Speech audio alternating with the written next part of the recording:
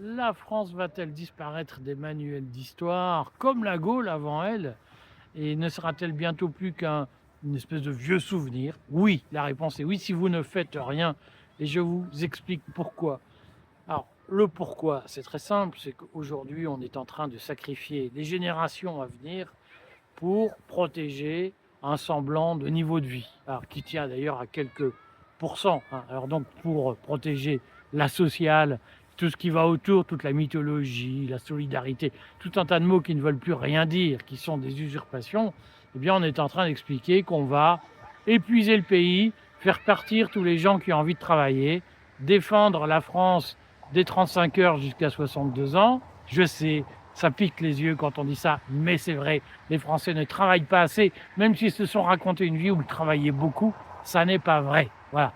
Et donc, pour protéger des prétendus acquis, eh bien, on est en train de sacrifier des générations entières et de plonger le pays dans le déclin. Et à ce train-là, eh bien, nous disparaîtrons de l'histoire.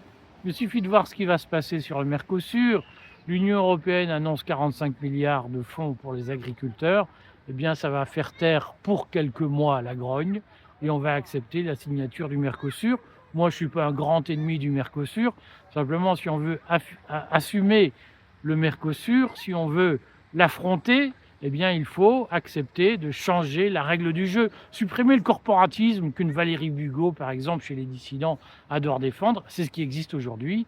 C'est les chambres d'agriculture, c'est la FNSEA, c'est tout ce système de Groupama, de Crédit Agricole, qui tient le monde agricole en laisse.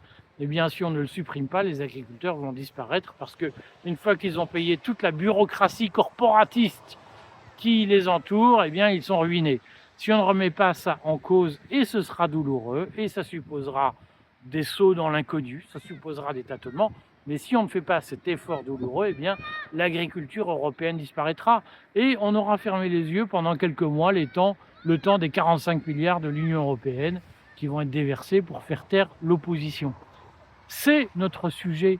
C'est qu'aujourd'hui, pour sauver encore une que les Boches n'auront pas, vous vous souvenez, sur les bouteilles de champagne, encore une que les Boches n'auront pas, eh bien, à force de se dire ça, on sacrifie l'avenir du pays. Tant qu'on ne sera pas capable de se dire la France doit survivre, et c'est pas par un effort de 3 mois qu'elle va survivre, c'est pas par quelques subventions qu'elle va survivre, c'est par une vision stratégique sur 5, 10, 15, 20 ans, par un effort de longue durée qu'elle survivra.